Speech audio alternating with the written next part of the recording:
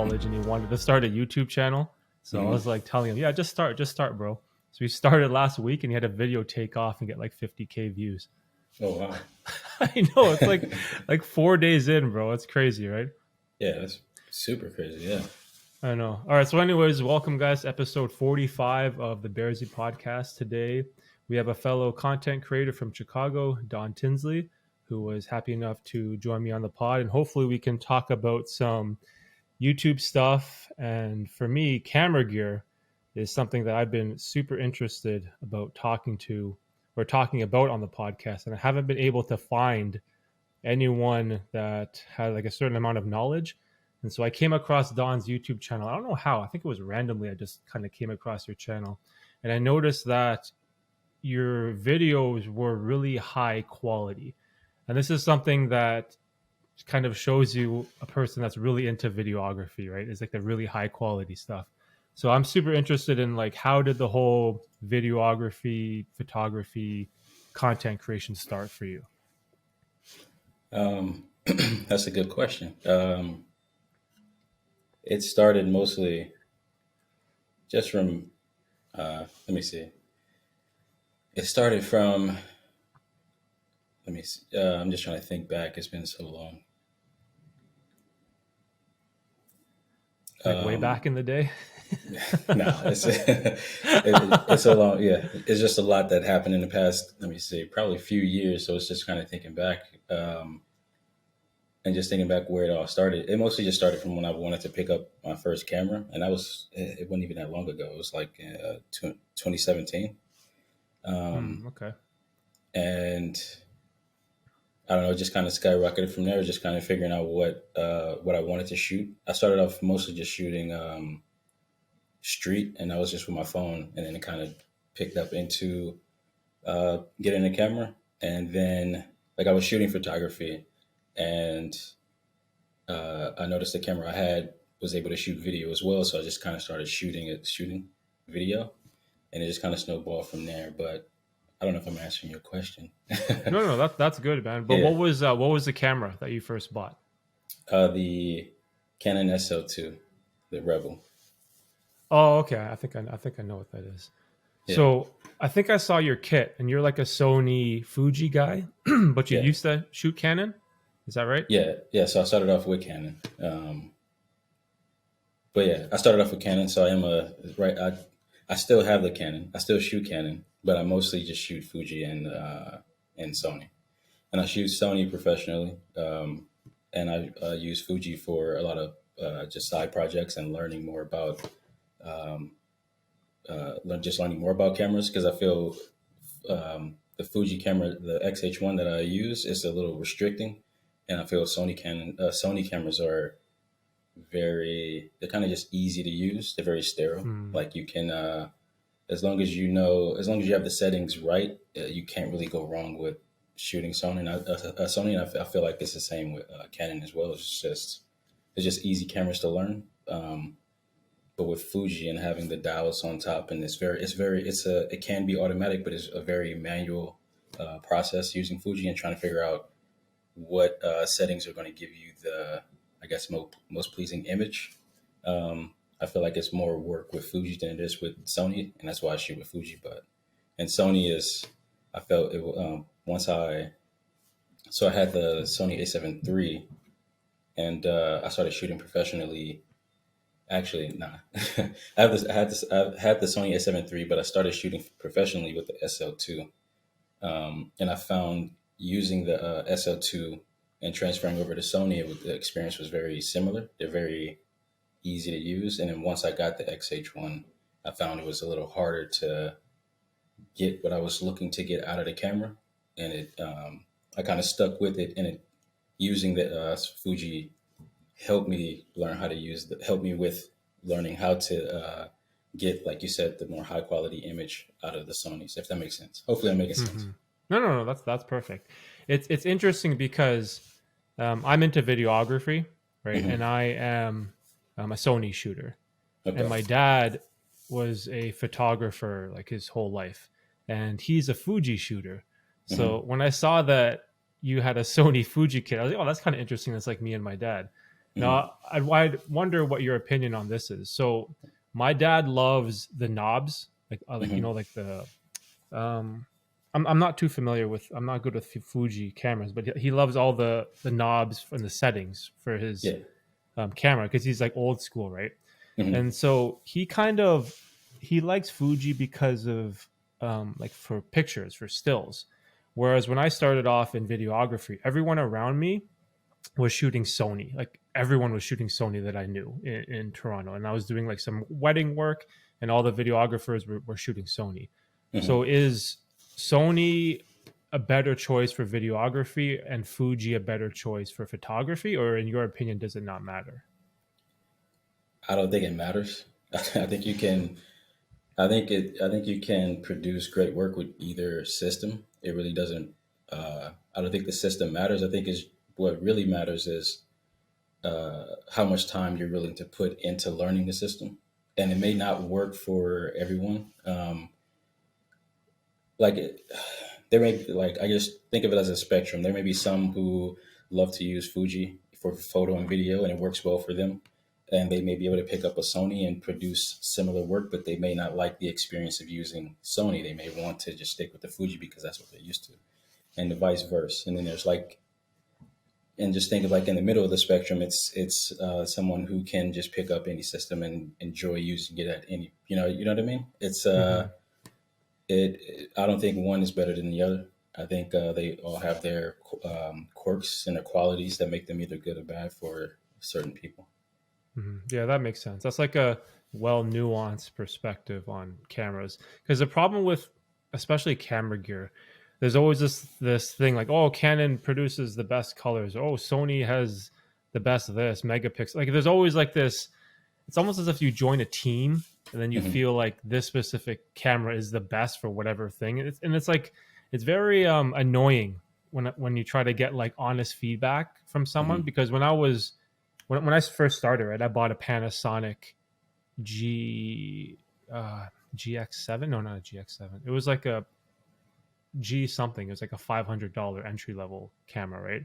And all Hmm. my friends that were shooting Sony, they're like, "Ew, why'd you buy Panasonic? That's a micro four thirds sensor, right?" And so there's like this snobbery towards other cameras that weren't Sony. So I was influenced in thinking that Sony is the best for this because everyone is using it, right? And I didn't know any better. But there's like this weird bias that people have with camera gear where they find something they love and they think it's the best, which is why I found your channel interesting because you talk about Sony, you talk about Fuji, you talk about Canon, and you actually own different camera bodies. Hmm. And in my opinion, I'd be like, bro, that seems that seems tough because wouldn't that be so expensive? You having to buy glass and batteries for all your different bodies. Like, isn't that expensive, dude? Yeah, it is. But so the Fuji I bought used. Every Fuji camera I have, the two I have, they're used. The Canon, I bought that new.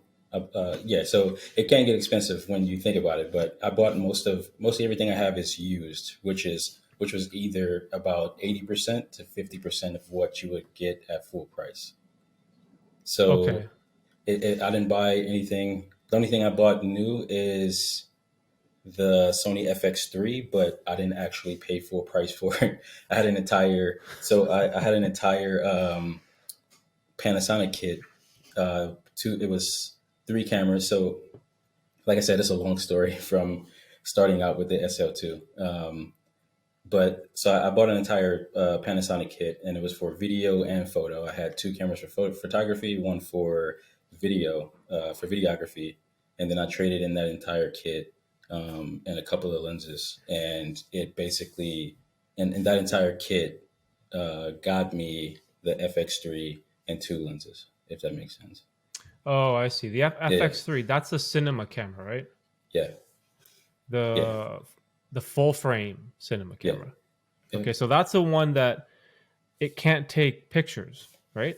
No, so yeah, so it's a so I always have two cameras, one specifically, at least two cameras, one specifically for video and one specifically for photography. Um, and I like to keep them separate. I don't like to have one camera that does everything because I don't know. It's just I just like to keep it separate. So I wanted a video specific camera. And with my Panasonic kit, I had the GH5S, and that was specifically for video. And then I had the G85 and the GX85, and both of those were for both for photography. The G85 was specifically for real estate, and then I would use the GX85 for street photography. Oh, okay. So you're a real professional, bro. You're a real professional. Yeah, I mean, I don't know. I observed a lot of the shooters that I was watching, and I saw how they were doing it, and it wasn't just having that one running gun to do it all. It was you have different cameras for different things.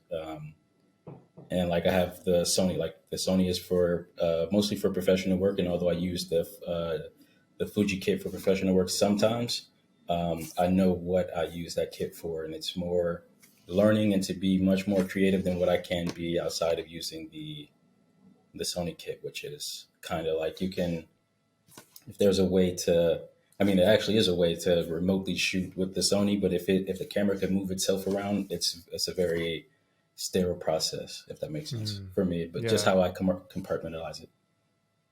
So your Sony kit, you shoot full frame, right? Yeah. Okay, so I think I saw you have the A7 IV now. Is that right? hmm And Yeah. you have the 90 millimeter macro lens. hmm And what else do you have for the A7 IV? So I have for the A7 IV, I have what is it called? I have this one, the 16 to 35 f4, the Zeiss. I don't know if you can see it. This is what Okay, I yeah, I know mostly that one. shoot. Yeah, yeah. Yeah.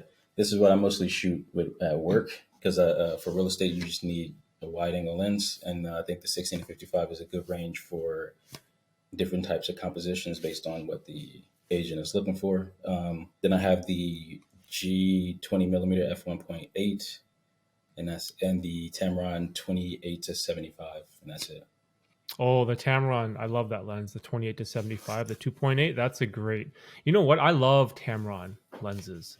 Yeah. I've never like the price is more affordable than the native Sony lenses, and I feel like they're super sharp. I feel like they're great because I don't shoot full frame. I shoot APS-C, so I have the Sony A64, 65, and 6600, and I hmm have the Tamron.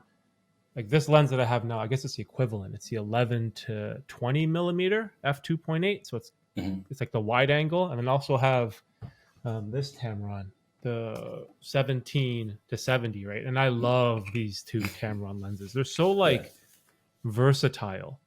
I don't know, and some people, I've heard some people say like, oh, they're not as good as like the native lenses, but from my own personal experience, I can't see really much of a difference. Like to me, maybe I'm not educated enough with the camera gear and quality of the image, but like even like the Sigma lens, they have like a couple Sigma lenses too, and they seem fine for me.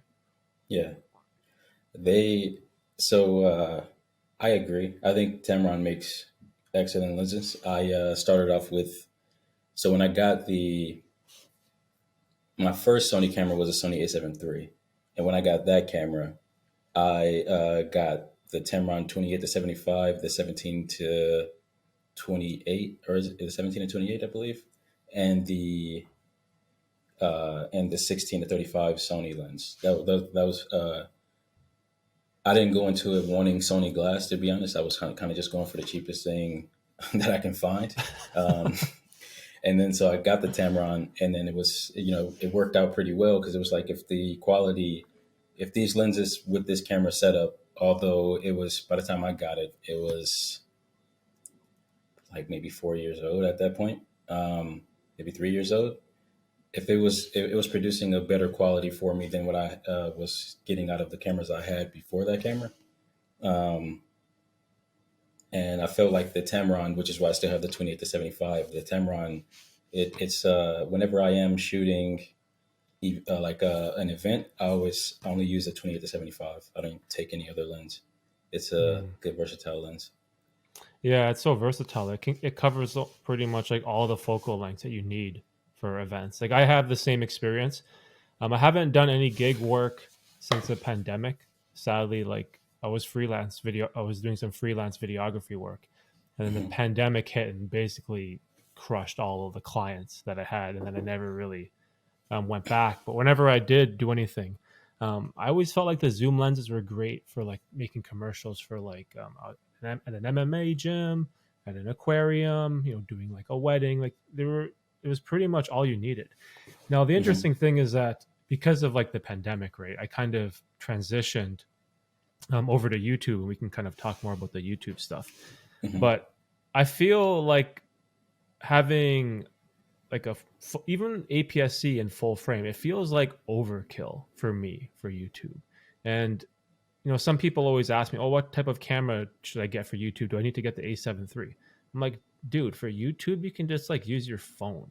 I feel like all this camera stuff that we have, it's like pretty much overkill Hmm. for YouTube. So I don't know. How do you feel about that? I feel. Let's see. How do I feel about that? I feel like. I feel like it's true. I feel like it's true. You can use anything that you want. You can use any camera you want for YouTube. It can be a phone. It can be a camera.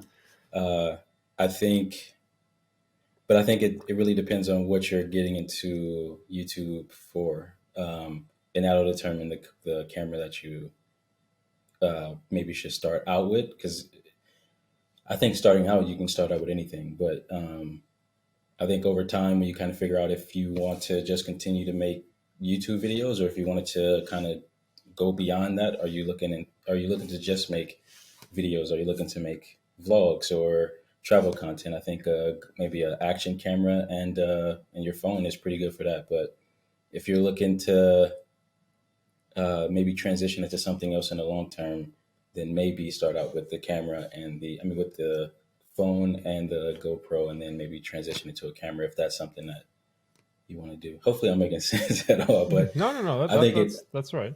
yeah, yeah, I think it,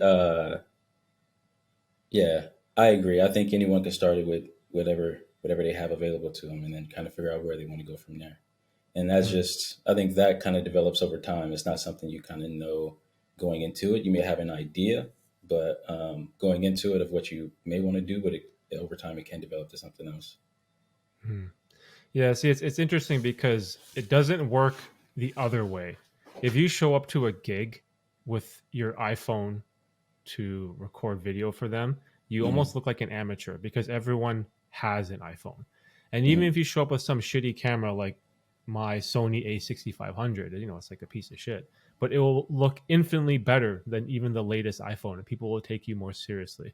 And I've heard horror stories from the guys that I worked with where they hired like a second or third shooter for a wedding, and the guy showed up with his iPhone 10 or iPhone X or whatever, and they're like, "What are you doing? Like, we can't use that. Like, the bride and groom aren't going to take you seriously, right?" So like if long term you want to get into like the videography space, definitely recommend getting into like cameras, because Hmm. like clients simply won't take you seriously. But on Yeah. the YouTube side, like the barrier for entry is so low, right? Even just your webcam on your laptop or your cell phone, like anything, even like a GoPro, like whatever you have, like it can work.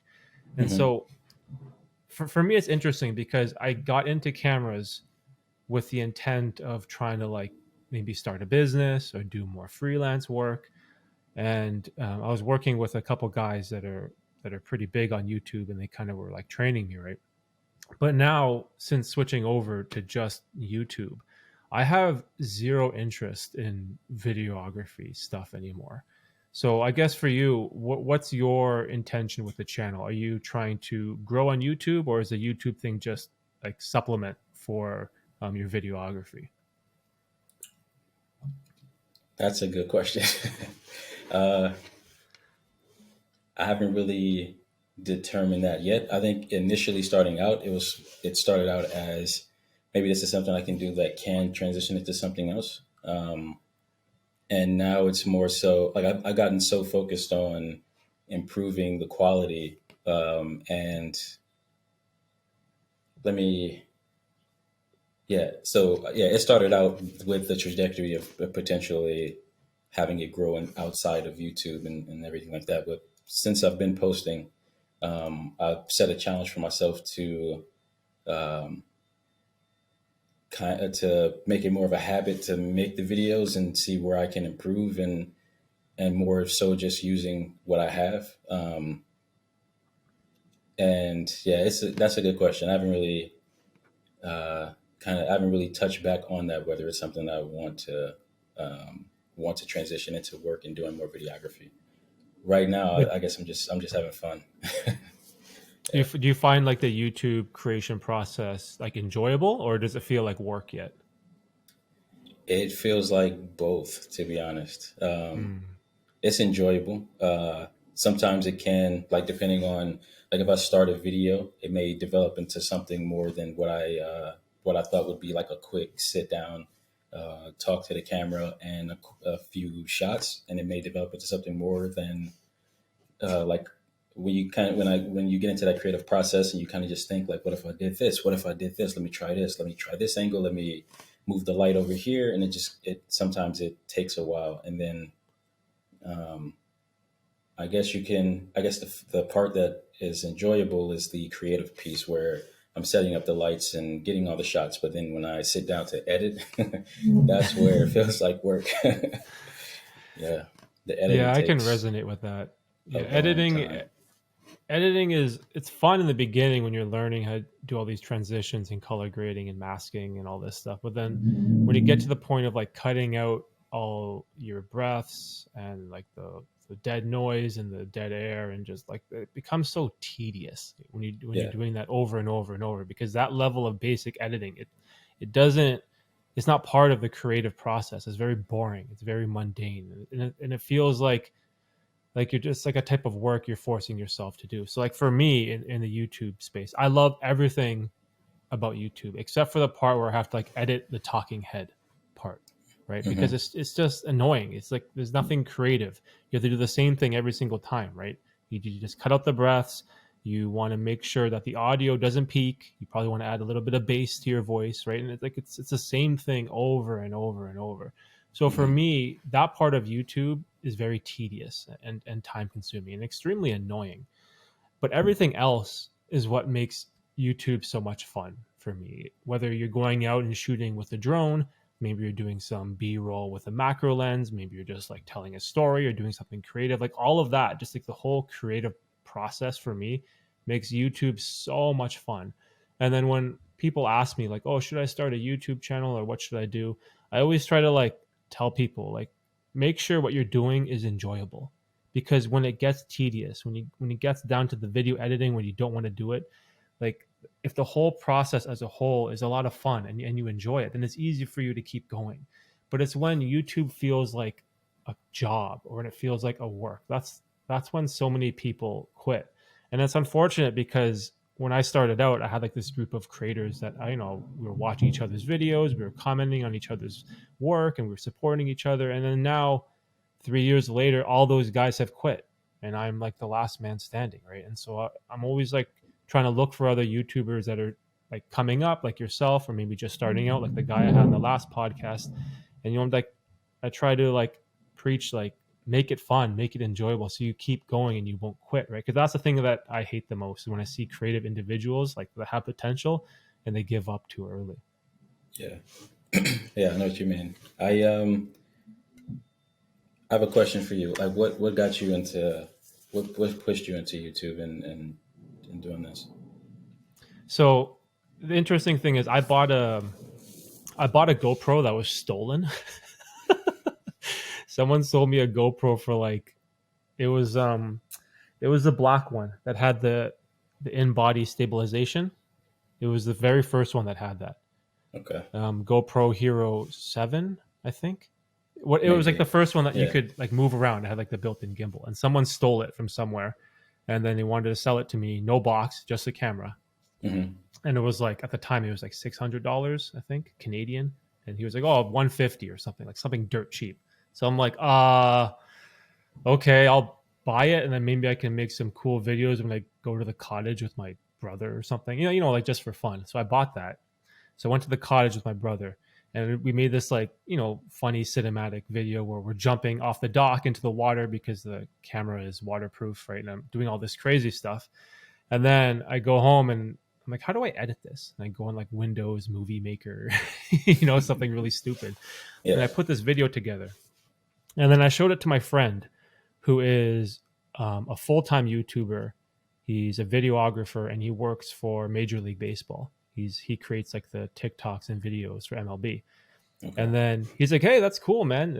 If you ever want to get into like real videography stuff, like come hang out with me, right?" Mm-hmm. And so I brought my GoPro to his house, and he showed me his Sony A7 III, which like just came out, and he had the 24 millimeter f1.4. The what do you call that? Is that there's like a name for that? It's like G Master or something. Mm-hmm. G Master lens, right? And he showed me all his gear, and it was sick. And after I saw that, I was like, I want to do this. Like it was seeing what he did. It inspired me that there's more than just this GoPro. And because I had so much fun with this dinky little GoPro, I was like, this is so cool. Maybe like I could make like videos like this too.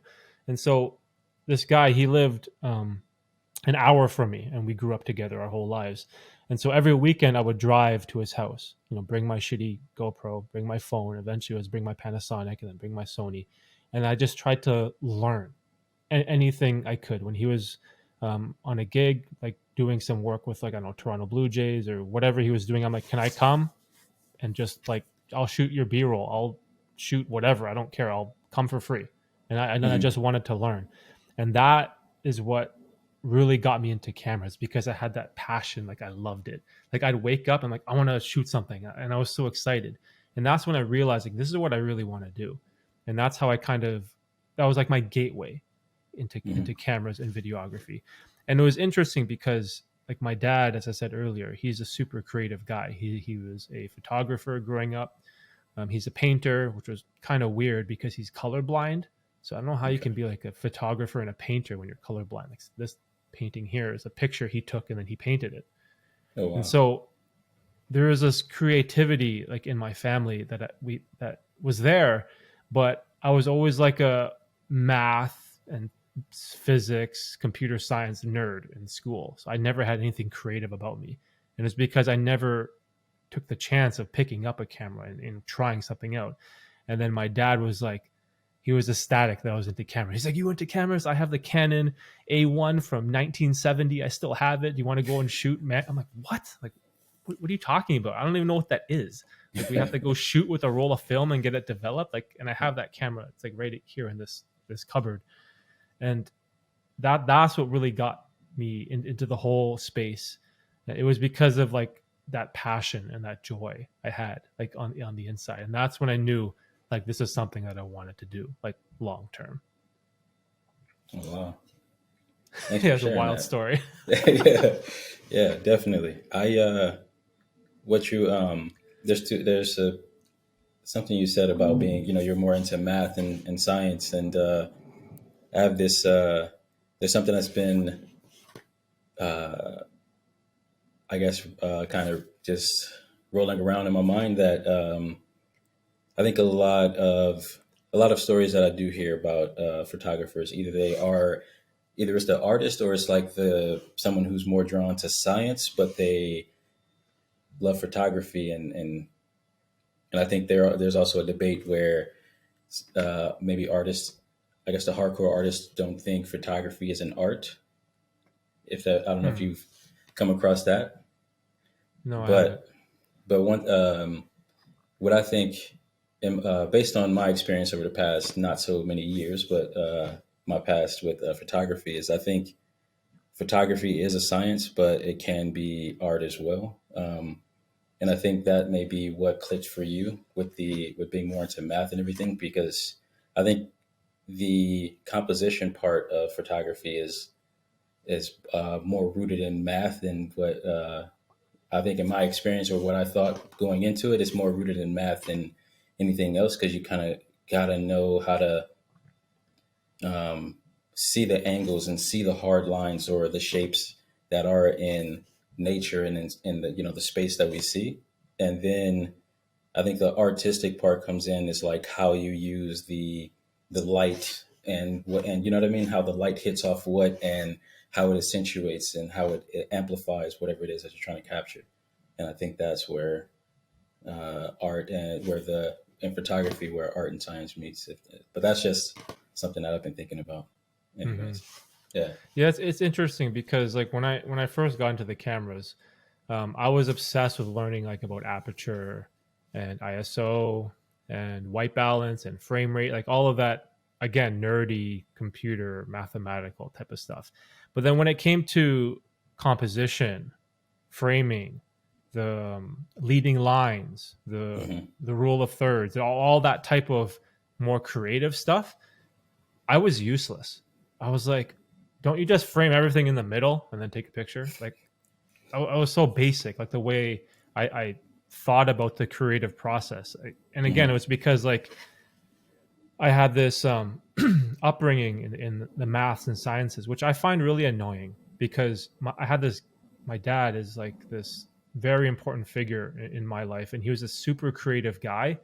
But my parents, they never pushed me towards this stuff. They're always like, you know, do engineering, do mathematics, do biology, do calculus, like to get like a good education and a good job.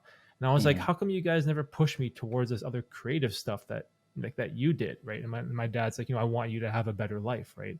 Because in my day, photography and painting, it doesn't pay the bills. And so like I kind of understood that, but I'm like, man, I wish I got into this stuff a lot earlier. And this is no fault to my parents. Obviously, they're just like doing the best they could, right? But Hmm. now, later on, as I'm an adult, um, I'm so like grateful that I have like someone like in my family that I can talk to about my stuff about this stuff. And my dad's hilarious because like I'll phone him and we'll have a conversation about like Fuji lenses, for example. And he has the FX30 and the FX3. I don't know if that's right, but and then he You has said like he a has a. bunch of he has a You said is he it has right FX30? for. You said a Sony or Fuji? No, he has Fuji. Fuji. Is it Maybe the FX? XT30. Oh, XT30. XT30. Yeah, that's Yeah, yeah. XT30. And there's another one. Is it There's a XT3? there's XT3. Yeah. Yeah, so he There's has the X, or is it XT3. it's XT3 and XE? I don't know. They have so many different XEs, and maybe it's an XE3 or X Pro 3, or it could be a XT30. I believe they do have an XT3 or XE30. Not sure. They have so I'm not many. sure. They're APS-C bodies. Hmm. They're all APS-C. See, I get so Uh, confused with all the lettering and numbering. I'm just like, yeah, I'm it confused and boils my I shoot brain, right? Fuji. There's too much. Yeah. And I feel like there's Uh, too much gear. Like there's always mhm. so much stuff coming out. And this is something that my dad, he gave me some really good advice. In the beginning, he's like, the camera gear, there's going to be more and more stuff, more bodies, more glass. There's going to be wide lenses, telephoto lenses, macro lenses. Like there's going to be so much stuff you want. And he kind of like warned me, he's like, be careful, right? Like be careful. There's always going to be more stuff coming out. And Hmm. I don't know how you feel about that, but whenever I go to like SonyRumors.com or Fuji Rumors, there's all these like new lenses coming out, new bodies. I'm like, there's just it's like overkill. Why is there's just so much stuff and I can't keep up? I don't know if you feel that Yeah. same way too. Yeah. So I've gotten to the point to where I don't really pay attention to any of that anymore. I kind of like every getting into this getting into photography is, I think, like a rabbit hole.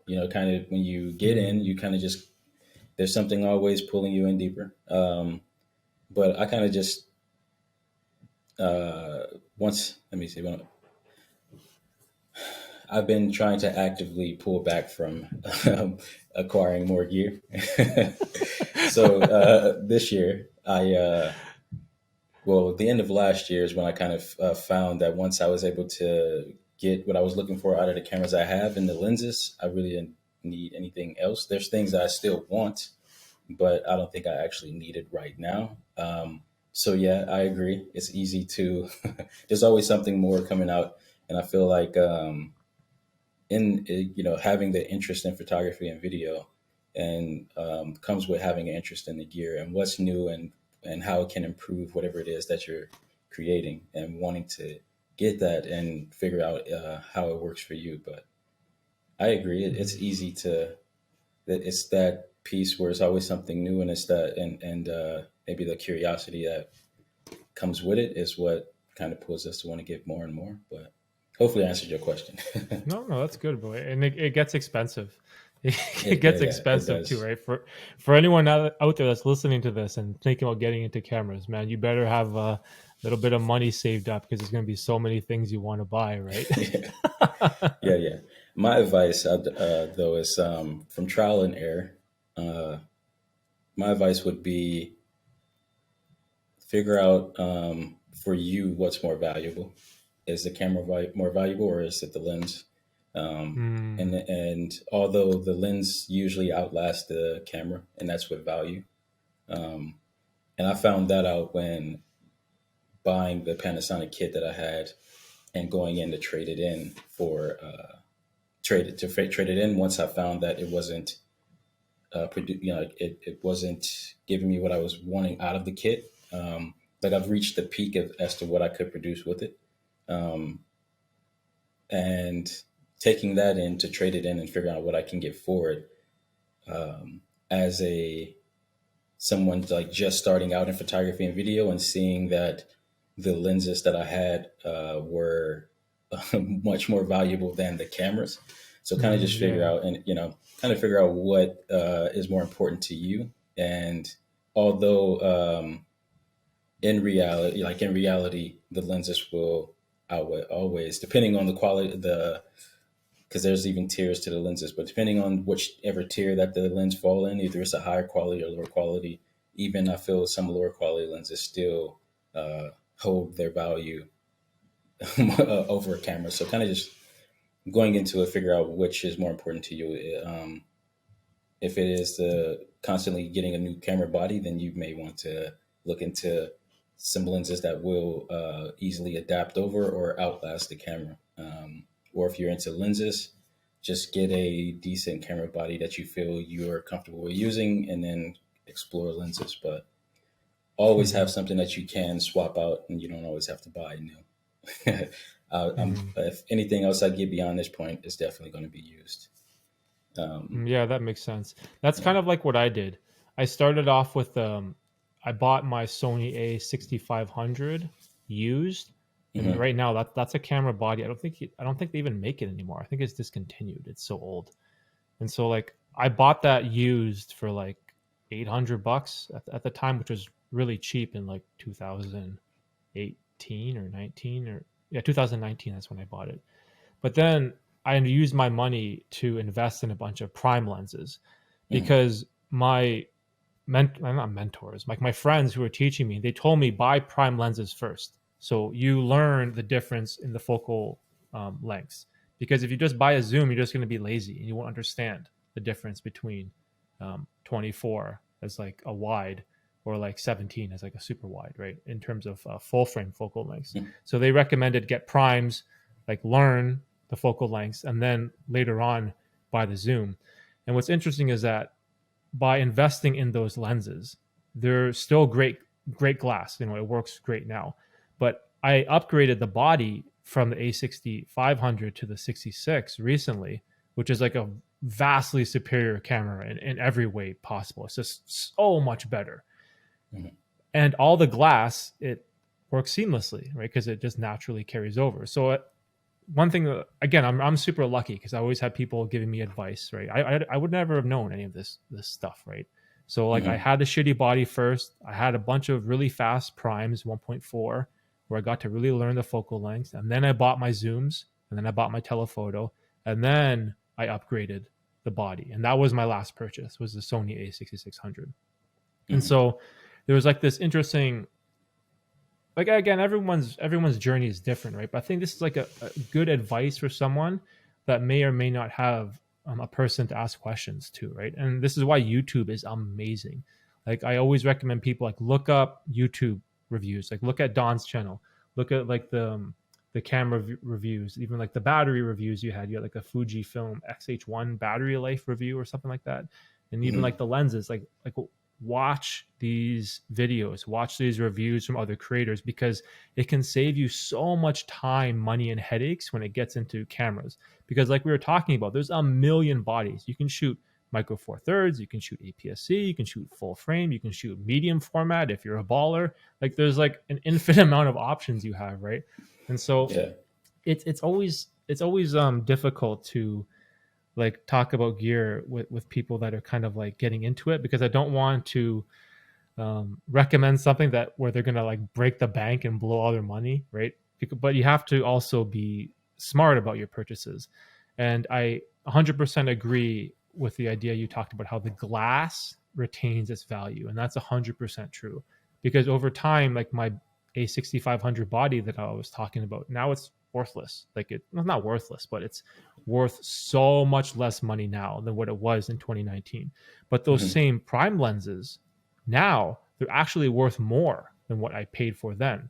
So it's kind of like an interesting dynamic. Like glass always retains a value while the bodies falls off. I think that's like a great way to approach cameras in general. Yeah. I definitely had to learn the hard way. But Oh yeah, man. yeah, yeah. I learned the hard way on that one. But it was definitely a valuable lesson. And I agree. You can find out a lot of information on YouTube, and that's where I got most of my information with buying cameras and lenses. Some stuff I may not have listened to, which is probably why I had to learn the hard way on that end. But yeah, it's definitely a lot of good information out there, but also there's a lot that there is some in the mix of all the good information that's out there that you may I guess run into some traps. So also Mhm. keep a lookout for that. But yeah, it's it's definitely a journey. Mhm. In the YouTube space, are there any like creators or influencers that really influence you, or that motivate you or inspire you, that you still follow or would recommend? uh, I watch. Let's see. I think starting out, not really, to be honest. Like I have a. I think I watched the same. Is there any influencers? I think I have like the general basic answers, which is one around the time I started watching, or let me see. I think I started watching YouTube in like 2018. To be honest, like I knew it was there. I really didn't watch much of it, but like once I dove into it, I started watching Casey Neistat, Peter Yeah. McKinnon, MKBHD, Matty Hapoya. I watched them and got some information from them, but mostly for creative, not more so the camera advice. And then if I watched anything on camera advice, I would look for specific. I would do a specific search, and usually there'd be um, someone who was more technical than creative, if that makes sense. Um, Okay. Yeah. but I Like the still potato watch. jet guy. Yeah, yeah. I That still guy's super or technical. yeah, yeah, or Gerald Undone. Like I would mostly watch Oh. uh, Gerald Undone for a lot of information on the very technical side, because I do have a science background.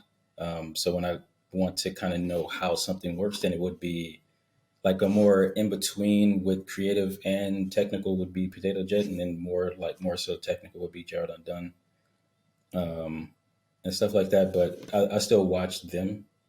Um, I don't know if that would say that those are who has inspired me, but yeah, I don't know if I answered the question. No, that's fine. Yeah, Yeah. Peter McKinnon's a super common answer, but I feel like Peter McKinnon, he's more like to me, he's more like a personality type of Hmm. guy. He doesn't seem like much of like a camera person like Jared, is it Jared Jared Undone. Undone? Yeah, or Potato Jet. Like Jared those Undone, I guys think. seem more into like camera stuff. Where Peter is Mhm. like this like personality. He's like this character, like this very charismatic dude. It's interesting because I was really into J.R. Ali and Daniel Schiffer.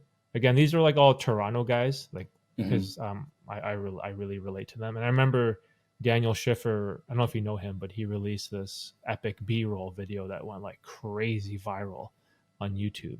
And I remember there was this period pre-pandemic where everyone was making epic B-roll videos. Like it was everywhere on YouTube, and I was like, "Oh, what is all this?" And then there was also that Swedish guy. Wow, I can't believe I'm blanking on his name. There's a Swedish guy who also made like some epic B-roll video. Peter Lindgren. Um, yeah, that guy, Peter Lindgren, and him, right? Mm. There was like this whole phase of like these awesome creators like doing all this like interesting creative stuff, and I got a lot of not interest, a lot of inspiration from that kind of phase Hmm. where guys are doing all this like cool special effects, and then and there's all this like awesome footage that's shot at like 120 or 240 FPS, like super slow mo with like transitions and Adobe After Effects and like all this like cool stuff. That kind of got me really hooked into the space, and it inspired me. Hmm. However, that type of editing does not make a good YouTube video. That was a massive mistake that I made in the beginning. I thought that real cool effects and transitions would make a YouTube video good, but Hmm. that's 100% incorrect. Because what makes a YouTube video good is either it's entertaining or it's educational or there's some kind of story attached to it. No one's gonna care that you have this like super dope transition that you took 5 hours to film. Like no one cares really about that stuff, and that was like a big mistake that I made when it came to cameras. I was too obsessed with like special effects and flashy things. And so in the beginning of my channel, there's all these like super cringe moments in my videos where like when you look back, you're like, oh, how do you think this was good? This is terrible, right?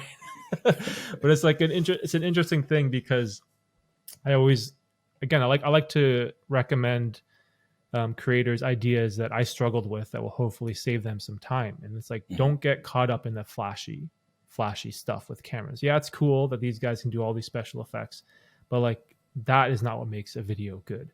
And it's sort of like something that I really learned the hard way because I wasted so many months of studying the wrong thing that doesn't make a YouTube video good, right? And so that's something that I've really learned when it came to cameras. And again, maybe you are a person where you want to make your channel centered around special effects, and okay, that's different. But if you're like the rest of us, you know, where you're doing reviews or maybe a vlog and you're telling a story, it's either the information has to be educational, it has to be entertaining, or there has to be some kind of story attached to it. And that's why Peter McKinnon, he always says story is king, right? And that's Hmm. something that I always try to remind myself whenever I create a YouTube video. Yeah, that's interesting. And after hearing you say all that, it someone came up for me, and that would be I think the most I think where I drew some inspiration from is Matt Diavella with not Oh, more so not more so of the I think the content is good, but more so like how he like his compositions and how he shoot his videos. There's really hardly any movement in his videos, and I think it's I think he's more. I mean, I think like you. I think he's more of a personality as well, but he also pulls in the story, and he has the videography background where I think his I think you can really tell the intentionality in the shots, and that's where I draw a lot of inspiration from.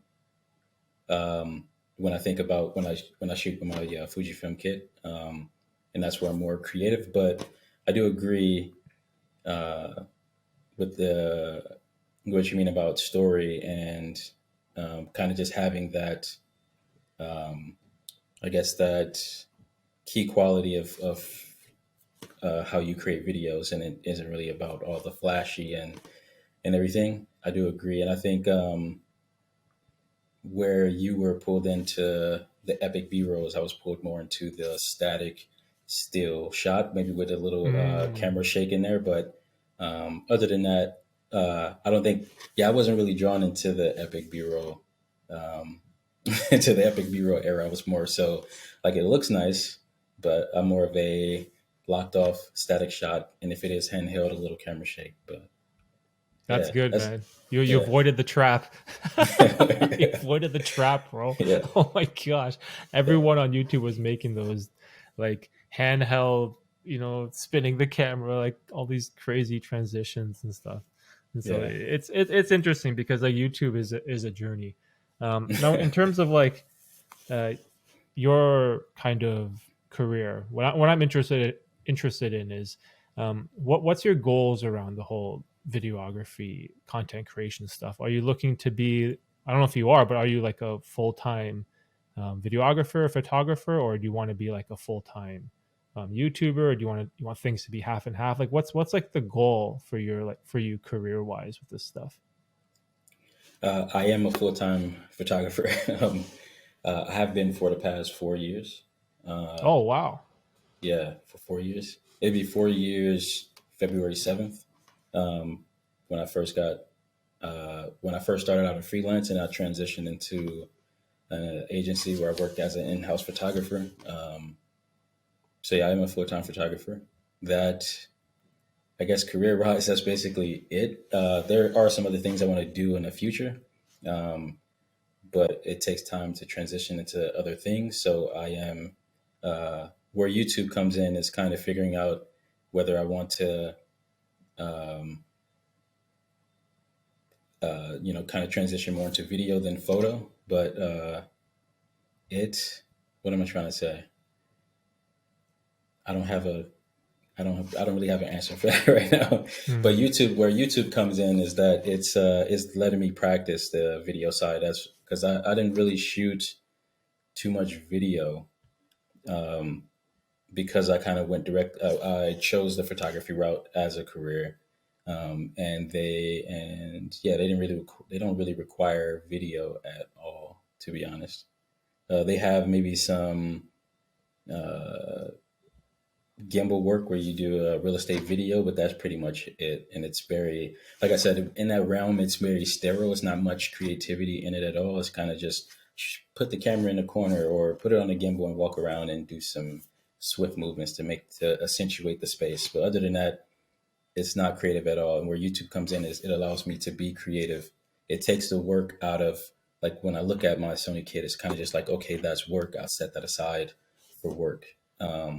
And doing YouTube, it allows me to be able to do more creative things with with, I guess at this point, 90% of the gear that I own at right now.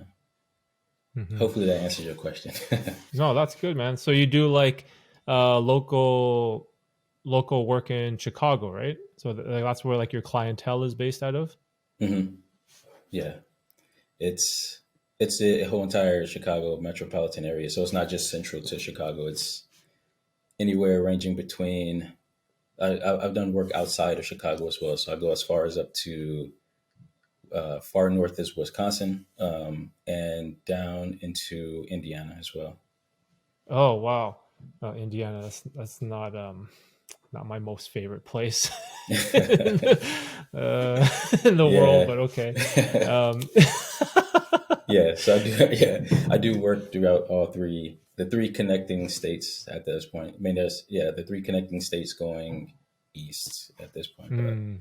yeah, That's cool. I'm pretty close to the U.S. border. I'm about like an hour and a half away. hmm, I've gone over to the U.S. to do a little bit of work with like the Detroit Pistons and the Detroit Tigers, which was kind of cool. We are trying to help my friend do some work for like the Red Wings and hopefully the Lions, but I think the Lions are terrible, right?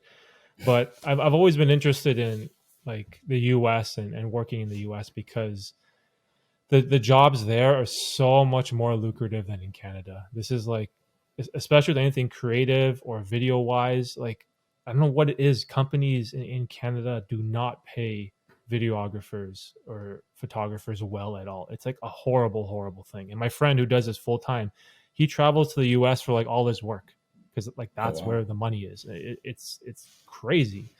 And it's like something that I never really knew about because like the Canadian market, it's so different than the US. Like we're like neighboring countries. They're generally pretty similar. but there's so much more opportunity, especially when it comes to creative stuff in the US, where like me having to travel over the border like to get like good work, like that seems like a pain in the ass. But it's cool that you can go to Wisconsin or you can go to Indiana or like, you know, stay in Chicago. Like there's like so much opportunity that you can take advantage of, which is like super awesome. And I think by doing the YouTube channel, it could just like enhance your business, right? Like you have this local business in the city.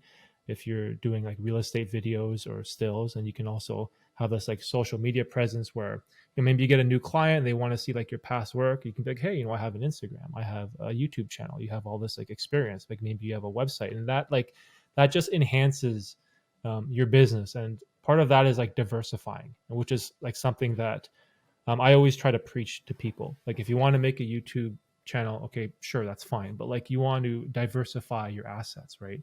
So like, I'll have the YouTube channel. Like, I have this podcast. Like, I have a live stream. I have my website with a newsletter. Like, you want to diversify yourself in the content creation realm as best you can. It's just like finances, right? You don't want to put all your money into FTX and then Sam Bankman-Fried makes you go broke and then you lose all your money to some crypto scam, right? Like, so it's like diversification, whether it's creatively, financially, or just like in life, is so important. And I'm super glad to hear that like you're 4 years in, and like, dude, that's awesome. Like you're doing something that a lot of us aspire to do, because I am an aspiring full-time, like I aspire to do this full-time. Right now I have a day job, right? I only do like the YouTube and videography stuff on the side part-time, but it's like, man, there's so many people out there that like wish they could do like what you're doing right now. And that's like, it's so cool, it's so motivating. And it's like, you started what, like 4 years ago, you said, right? So you started in 2018, 2019, and like, the Yeah. sky's the limit, right? Is what most people will say to that type of stuff. Hmm. Yeah. It that's definitely. I mean, I think with any career, there's always that aspiring piece where someone wants to get into it. It's interesting to hear that. I guess maybe it's interesting to hear as someone doing it full time that I mean, I can definitely see that piece. I'm just processing what you just said. Mm-hmm.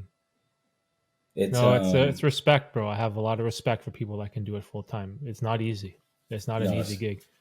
You no, have no guaranteed salary, no guaranteed benefits, no guaranteed wage. You got to yeah, hustle, right? It's all on you.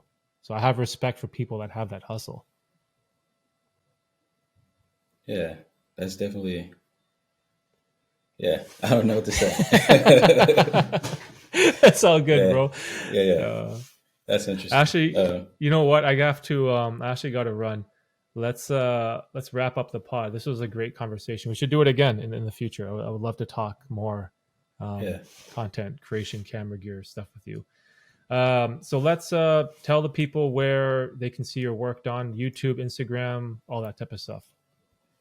yeah. So, yeah, you can find me, like you said, YouTube at youtube.com/Don Tinsley. Instagram is at Don Tinsley _.